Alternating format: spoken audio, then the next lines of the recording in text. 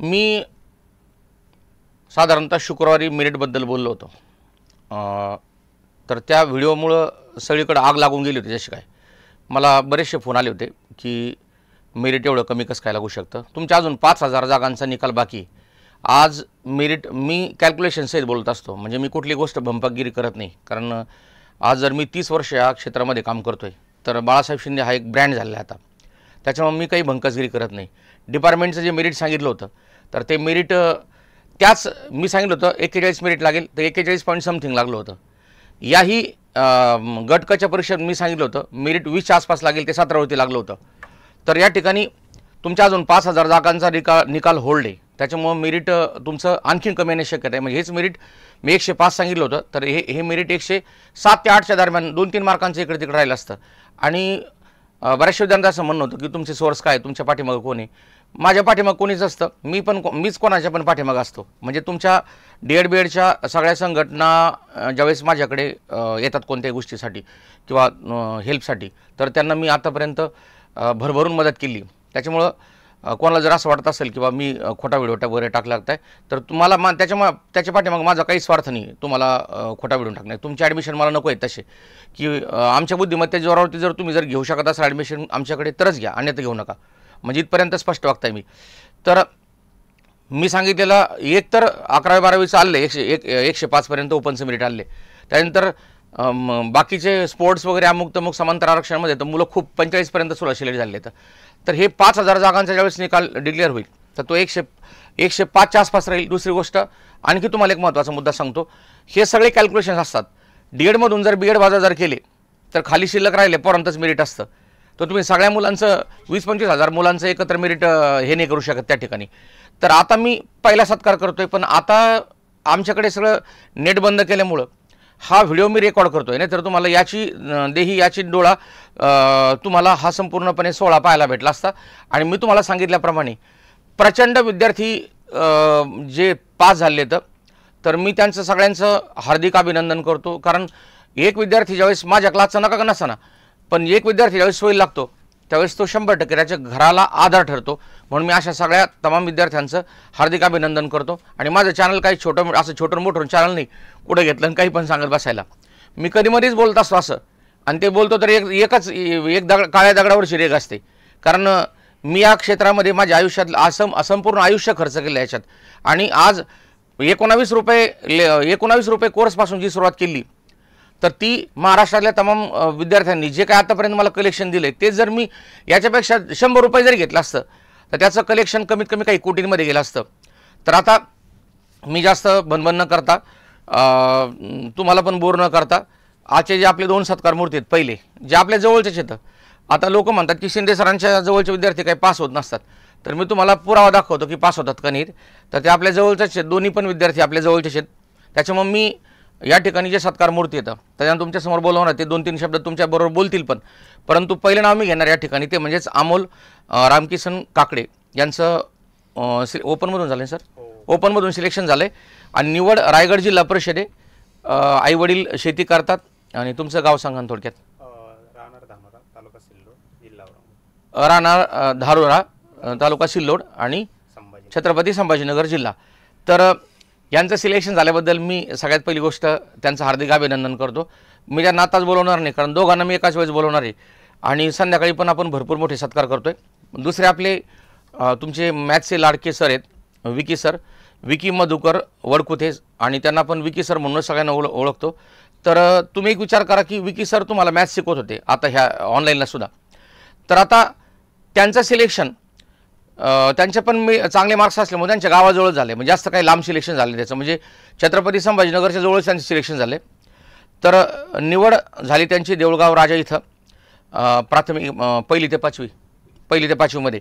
आणि वडील त्यांचे बँकेत होते, आता रिटायर झाले. तर आई हाऊसवाईफ आहे आणि त्यांनी खूप साऱ्या परीक्षा दिल्या आहेत परंतु त्यांना नशिबाने हुलकावणी दिले. परंतु एक दिवस आपलं जाळं लावून बसायचं असतं, कधी ना कधी तो परीक्षारूपी सासा तुमच्या जाळ्यात अडकत असतो.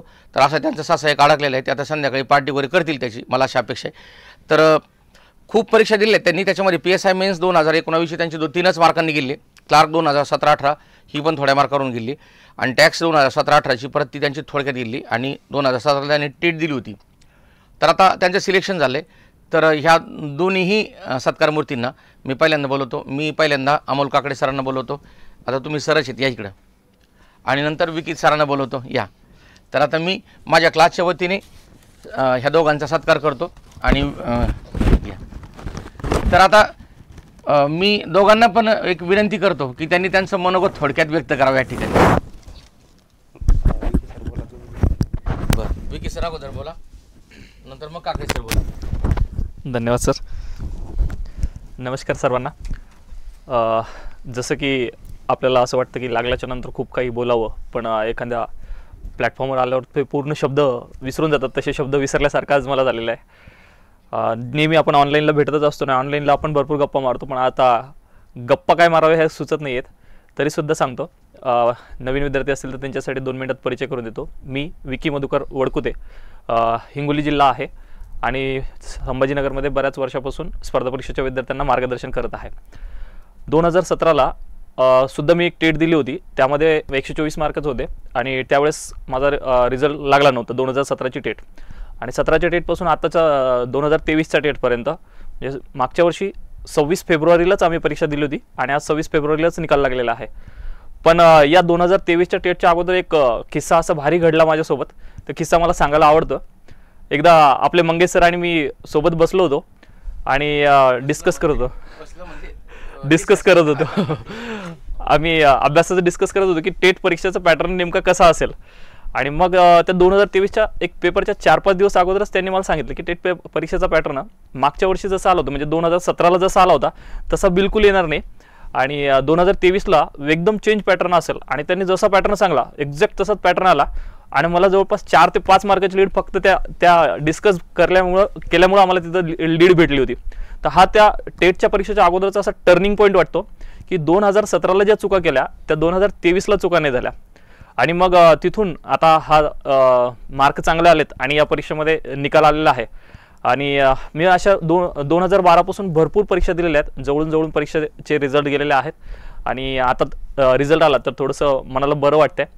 एक सेंटेन्स बोलू इच्छितो की आपल्या समाजामध्ये वावरत असताना यशस्वी या शब्दाची व्याख्या थोडीशी वेगळी केलेली आहे. तर माझ्या मते मी त्या शब्दाची व्याख्या थोडीशी वेगळी करणं उचित समजतो.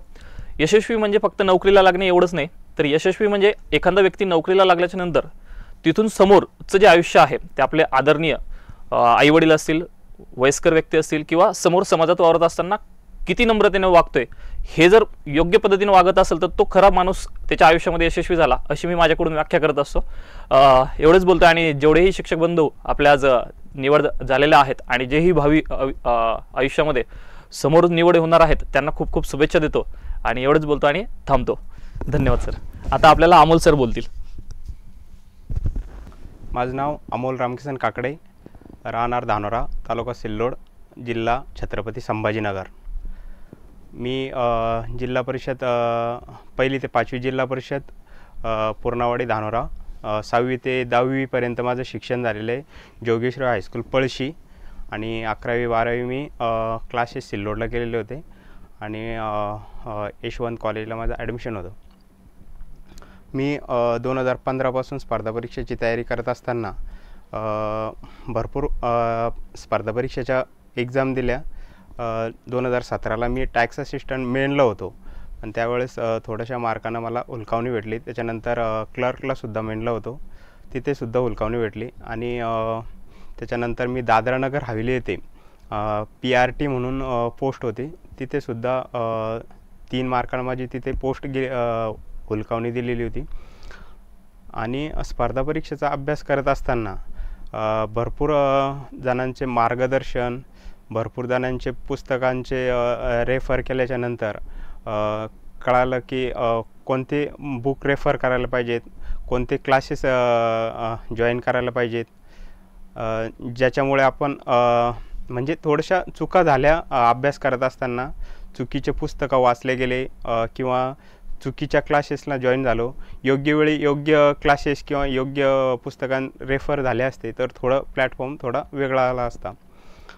इथे टेटचे एक्झाम मी 19ला क्वालिफाय झालो नव्हतो, परंतु आता 22च्या टेटला मी म्हणजे CTT क्वालिफाय असल्यामुळे टेट देऊ शकलो. आणि माझे सहकारी मित्र जसे की विकी वडकुते सर असेल, मंगेश लोंढे सर असेल, त्यांनी म्हणजे मॅथ आणि रिजनिंगचे कसे प्रश्न सॉल्व करायचे, म्हणजे मला मॅथ आणि रिजनिंग येत होतं, पण तो ट्रिक फास्टमध्ये कसं सोडवायचे त्याची ट्रिक मला त्यांनी अभ्यास करत असताना सांगितली. एवढे बोलून मी माझे 2 शब्द संपवतो. जय हिंद, जय महाराष्ट्र. तर आता विद्यार्थी मित्रांनो, आता पहिले आपण 2 सत्कार घेतले, त्याच्यानंतर सिरीजमध्ये आपण सगळ्या विद्यार्थ्यांचे सत्कार घेणार आहोत. परंतु हे दोघं पहिल्यांदा निकाल लागल्यावर मला सकाळीच अप्रोच झाले होते की आमचा सर रिझल्ट आलाय. तर तुम्ही सेलिब्रेशन करत असाल घरी, कारण आज एवढा मोठा सोन्याचा दिवस आहे तुमच्या आयुष्यामधला. तर या सगळ्या गोष्टींसाठी मी द विनर परिवारातर्फे तुम्हाला सगळ्यांना शुभेच्छा देतो. तुमच्या आईवडिलांना सुद्धा मी खूप खूप शुभेच्छा देतो, कारण त्यांचं पोरगा सोयी लागले. आणि सगळ्यात महत्त्वाची गोष्ट, मी जे मेरिट सांगितलं होतं, अजून 5,000 जागा जर त्या ठिकाणी जर त्यांच्या रिझल्ट जर डिक्लेअर झाला तर मी 100% सांगतो तुमचं मेरिट 105 पर्यंत येणार आहे. कारण मी कोणती गोष्ट कॅल्क्युलेशनशिवाय बोलत नसतो. त्या दिवशी 1 तासभर मी कॅल्क्युलेट करत होते आणि त्यानुसारच मी मेरिट सांगितलं होतं. कारण माझा अंदाज 105 याच्या मागं पुढं काहीतरी झालं असतं तर ते अधिक हे होतं. पण ते मला बाकीच्यांनी सगळ्यांनी सांगितलं होतं, नाही तुम्ही खोटं सांगितलं, 125-130 पर्यंत मेरिट जाईल. पण मला माहीत होतं एवढं मेरिट जाणार नाही. असाच निकाल डिपार्टमेंटल PSIचा सुद्धा आहे, त्याच्यासुद्धा मी भाकीत करून ठेवला अगोदरच. आणि डिपार्टमेंट PSI जवळजवळ 630 जागा येतात. एक गॅरंटी सांगतो की 630 जागांपैकी मिनिमम 350 ते 400 जागा माझ्या वाट्याला येतील अशी ईश्वरचरणी मी प्रार्थना करतो.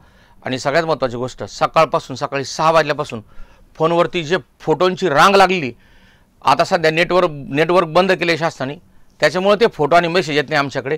पण मला असं वाटतं सकाळपर्यंतच जवळजवळ 150च्या आसपास फोटो आले होते आपल्या याच्या व्हॉट्सअपवरती. मी आवाहन केलं होतं विद्यार्थ्यांना.